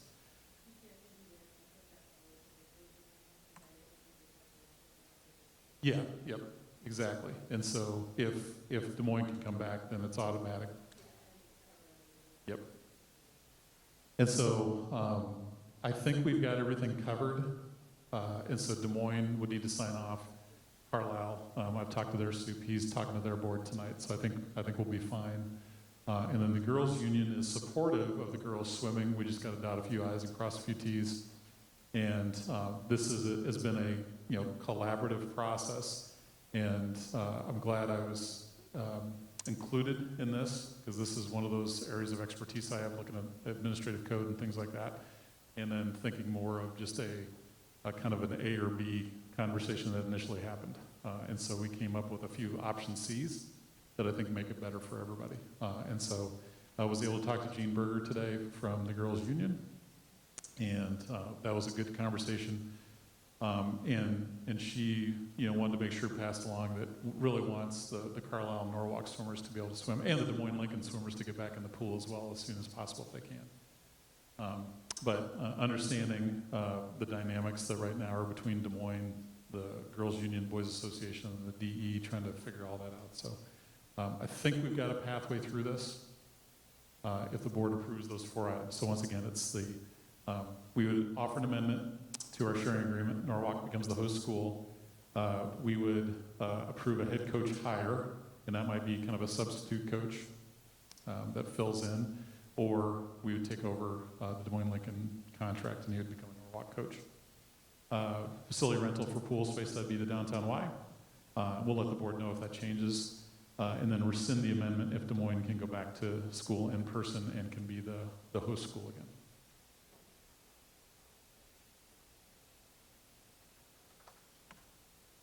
Questions? DT, does the coaching position, so if it would happen to be the Lincoln coach, Yes. what happens then if we rescind the agreement? Does he just go back to Lincoln? Yeah, we would work with Des Moines to have them pick up that contract again. Okay. Yep. DT, we do have enough swimmers to field a team, even if we don't have Des Moines Lincoln students. Yeah, how many swimmers do we have?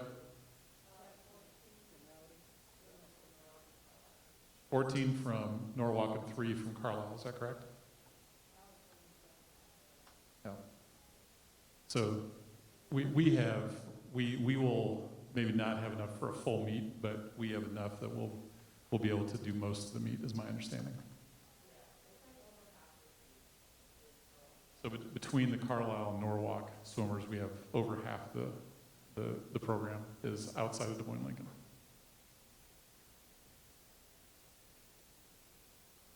The change of classification, how many classes are there in swimming? There's one class for girls swimming. Everybody? Yep, everybody's in the same class. Yeah, this doesn't change that at all. That was a good question. Somebody else, when Al and I were having this conversation, they asked the same thing. One class. That was Kate. Yeah. So basically, to get this switched, I just have to have an email, send an email to the union with both Des Moines and Carlisle signing off that they agree to the amendment.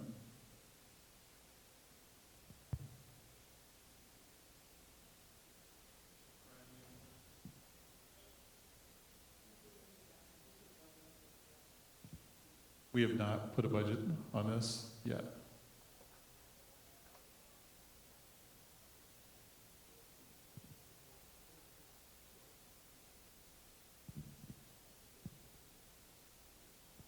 Well, I would say this. From a coaching standpoint, we haven't put the budget on it. From a rental standpoint, I think it's $5,000, and that's been, there are donations that are going to cover that, and that'll go, the donations will come into the activity department, and we'll pay for it out of the activity department. That's my understanding. General fund, yeah. I think it is important to know that Des Moines has allowed Norwalk schools to participate in their program. I came here in '02, participating at that time. We've never paid a dime. I think Des Moines schools have been very generous to Norwalk. I was not cognizant that Carlisle was also a participant. I don't know how long they've contributed, but I can share with you, I think that's a huge opportunity that Des Moines schools has provided to Norwalk. Very little obligation on Norwalk's part.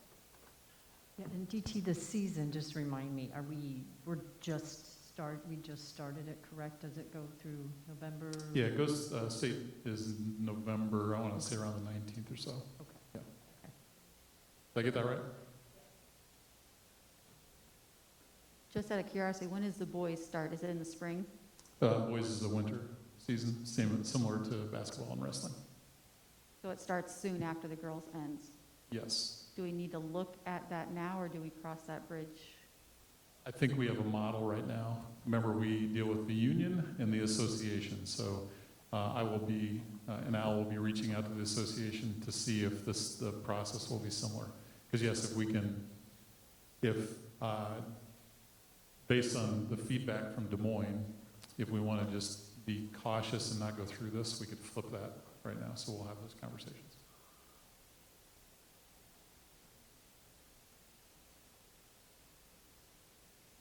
I do feel like this seems like the way, instead of having to do a whole new agreement, this is a much better plan, considering where we're at, not knowing what Des Moines is doing, and allowing our students to salvage that season. Yeah.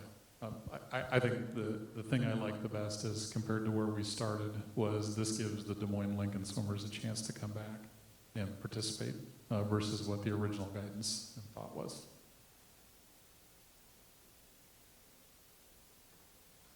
So again, what you'd be approving is Norwalk would be the host school. we would approve a head coaching hire, and that's going to be either a substitute coach or the Des Moines Lincoln coach if we can. Facility rental for pool space to downtown Y, and then rescind the amendment if Des Moines can go back to school in person and host.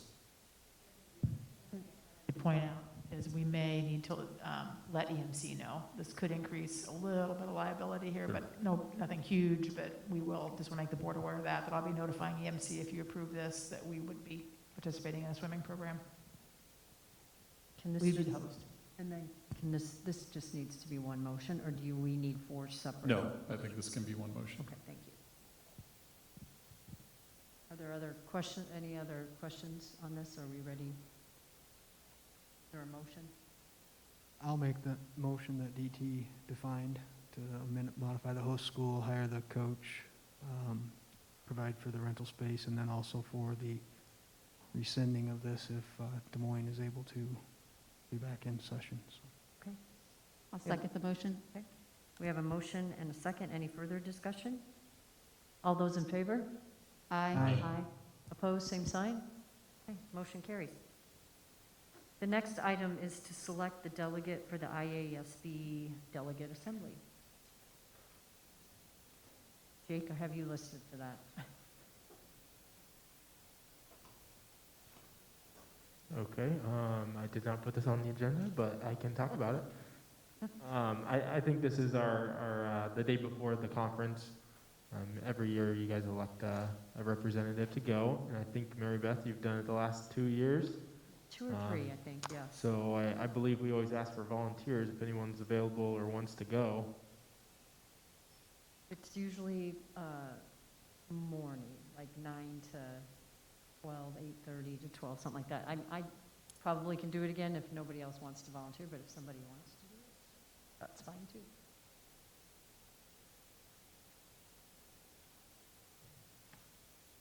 Hearing no volunteers. I say it's a hard sell without being able to talk to some people, get a meal out of the deal or anything. If you're just virtual. I know, it's virtual this time, I know. I am happy to do it again if. I will nominate you if you need a nomination for this. I'll do it, I'll do it. Okay. It's fine, I'll do it. Jake. That's okay, I can Mary do it. Beth? Okay, moving on to the first reading of board policies. All right, so for these, I think we take these one at a time. And the first item is for our discrimination and harassment based on sex prohibited. So this is actually August 14th is the date that Title IX new regs went into place. And so someone said, well, we've got to get policies in place. I said, well, no, we'll follow the law, and we'll take our time to make sure we get the right policies and procedures in place. So this is a Title IX update. And so I want to thank Allison Cornwell, one, for sticking around for this portion, see if there's any questions, but then also just for her work in this area. She's our Title IX coordinator. And so this articulates how we'll be implementing some new provisions of Title IX. And so this is vetted by the policy subcommittee. See if there's any questions. It'll dovetail into the next one, which is we need to renumber Board Policy 106 to Board Policy 107. And because this is Board Policy 106 for ISB, and we're trying to keep our policies in line with their numbering scheme. Any questions about this one?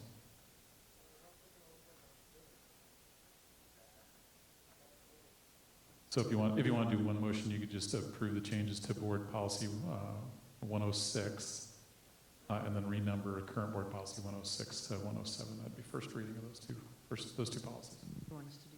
Yeah, do those two. Okay. Yep. I'll make that motion. Okay, we have a motion. Is there a second? And the motion. I second the motion. Okay, we have a motion and a second.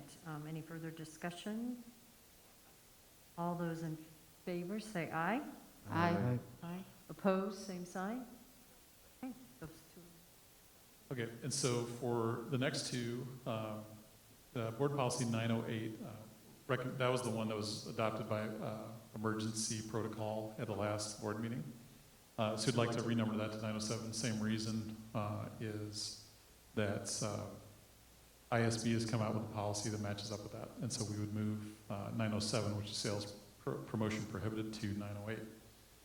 And so the district operation during emergencies, we discussed this at the last board meeting, and I also updated the legal reference. So there's two changes in there, change to the policy number and then just the legal references.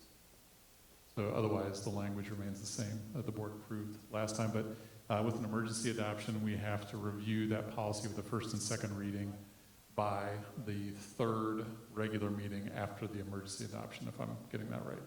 And so we have to do a first and second reading. And so I would, again, suggest that we take 908 first as an individual motion to approve that, the first reading.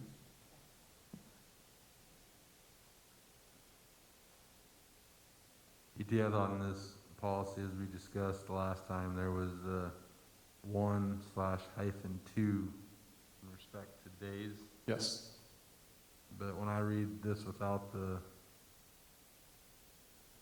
I mean, it says closure opening beyond 2 days. I guess we just changed the verbiage piece of it. It says the same thing, but kind of going back from what our first reading scope was to what it is now seems. Yeah, so I think in that night we said 2 days. Yeah. It was my understanding, is what the board was in the motion to make that 2 days, that the board would act. Reminder that the board can act actually before it might go into effect. Like if we wanted to have a special board meeting, that the board could call a special board meeting. So a decision that I make may not actually go into effect. Because that would be up to the board if they want to call a special board meeting. But I would be able to make that. Because we had that, if I'm not mistaken, in 2 spots. Yeah, we did. Yep. And I think when we went into the last meeting, it was going to be either 1 or 2, and we made the motion to make it 2 days. Correct.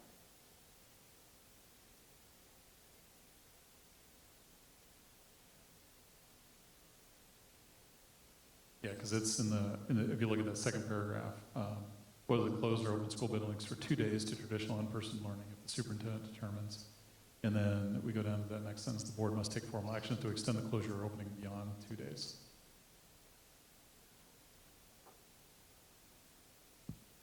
So this is just the first reading to formalize the policy so it doesn't expire is basically what we're That's accomplishing. And renumber it. Yep, and you'll notice that another addition we made was the policy will expire on December 31st, 2020, unless we come back before the board and make that change. And do you want a motion then on just this one, or do you want to those, I guess this is the only one that goes by itself kind of, doesn't it? Yep, that's what, yeah, I think that's what we should do. I'll make a motion to approve board policy 908 as presented. I'll second the motion. Okay, we have a motion and a second. Any further discussion? Hearing none, all those in favor? Aye. Aye. Opposed? Okay, motion carries. And then the item 4 is just to renumber 907 to 908. I'll make a motion to approve that renumbering of 907 to 908. I'll second the motion. All right, we have a motion and a second. All those in favor? Say aye. Aye. Aye. Opposed? Okay, motion carries. Then the final item is student handbook updates. And you have previously sent out some information that's confidential guidance from our attorney regarding this issue. Did talk to Tom Scallon and Chris Larson about where this will be placed. So it would go under the student conduct section in each handbook. Obviously, we didn't want to put this in the handbook until the board approved it, but it would go under the student conduct sections. And so the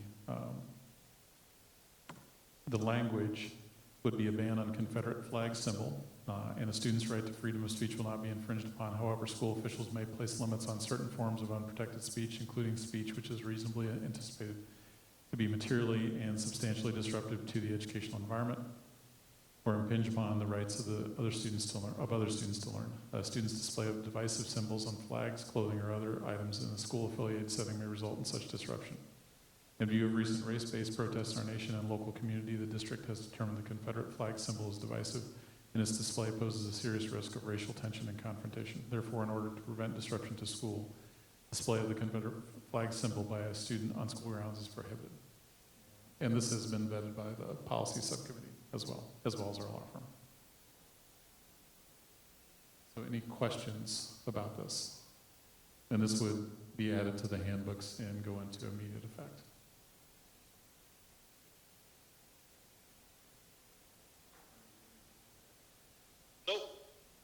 I think we discussed it as a subcommittee, and we're in favor of this language, especially after we had the guidance from Allers as well. You know, from a discussion standpoint, my only concern is where does this kind of stop? Where do we take away that we're talking about a very specific symbol right at this particular juncture? What other things fit into in that same airspace that would be potentially offensive and or produce confrontation, which is part of the legal opinion about is it imminent or could it be imminent? I am a little bit concerned where this stops, or because once you've opened this door. Yeah, so for us, it's substantially disruptive. So there was conversations around other types of symbols.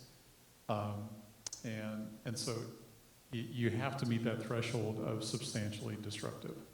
And so if you have, a student that's walking down the hallway with SpongeBob SquarePants, on their shirt, and someone's offended by that, but nobody else is, like, that's a substantial disruption to the educational environment. What I will say is that even prior to some of the issues that are going on, the Confederate flag being present on our school grounds, specifically the secondary campus, more specifically up at the high school, has led to substantial disruption within our learning environment.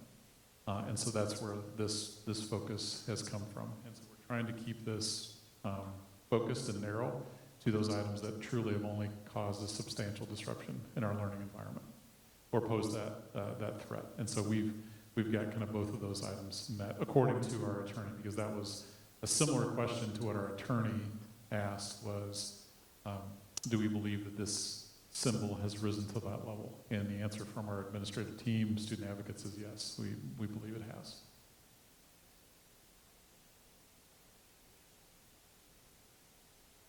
Other comments or questions?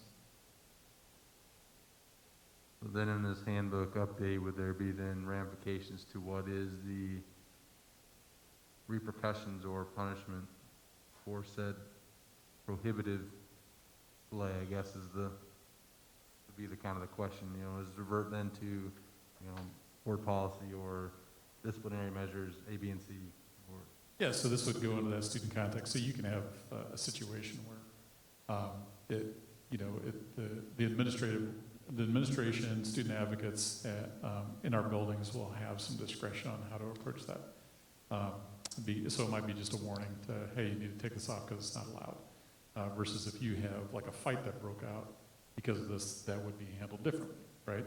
And you might bring multiple different areas of the student handbook or board policy into play, right? Like if it leads to a fight, now you have fighting and you're a symbol that's not allowed. And so you'd have kind of a double offense, if you will. Likewise, if you have, a student that wears this and someone comes after them and initiates like physical aggression, they may not have that issue, the student that wore the symbol, but the student that, came after them, because that's not how we solve problems here, right, in our school district, through physical aggression.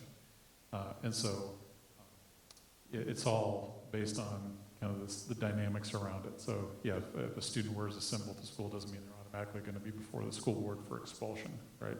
There will be an appropriateness of response from administration, student advocates, teachers, compared to, what the offense truly was.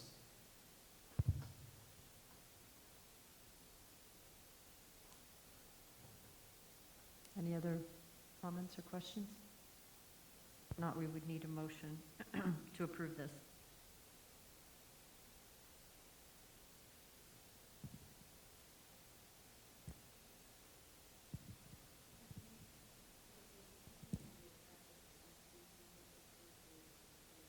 So we'll go into the handbook effective immediately, yes.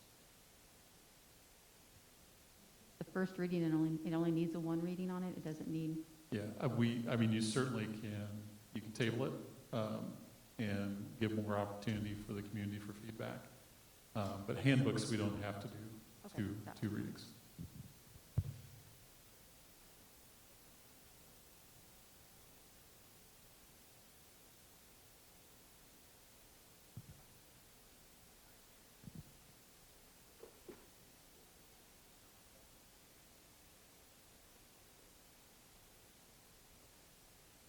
Had you gotten any feedback since this, like when this went out? Have you gotten anything directly from it? Okay. We have not had any feedback regarding this board agenda item.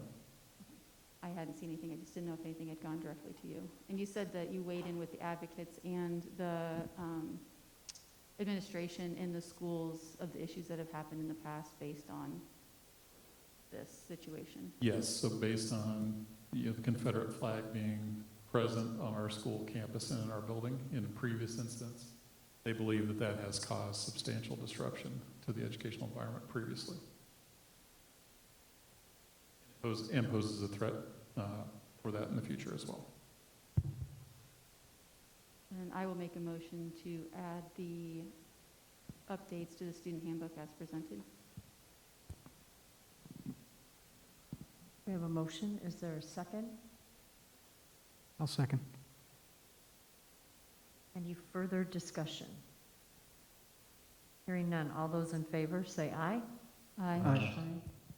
Opposed, same sign. Okay. Motion carries.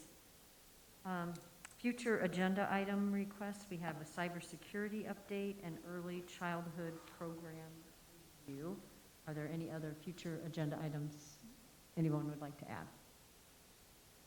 I assume for our next meeting, we'll get an update on the swimming. I mean, we'll probably see information prior to that time, but I would suppose by then we will have hopefully things worked out and we'll have whichever arrangement. Yeah, I've got a meeting scheduled with the girls' union on Wednesday morning to debrief based on what the Des Moines School Board might do tomorrow. And so we will know more, and I'll give the board an update this week yet.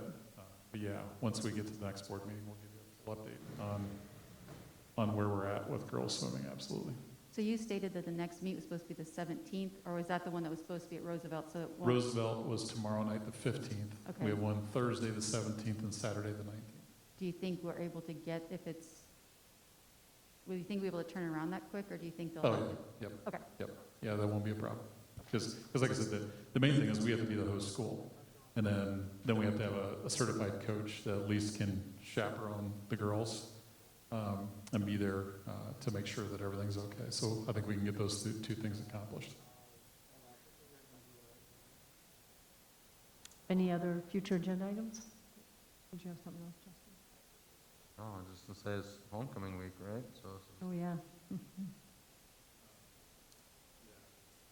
This is homecoming week, and I remembered that today when I went over. I came over and just to see the lunchroom here at the secondary campus, and I was like, why is everybody wearing, like, you know, super, and they're like, it's homecoming week. I'm like, oh, yeah. It is.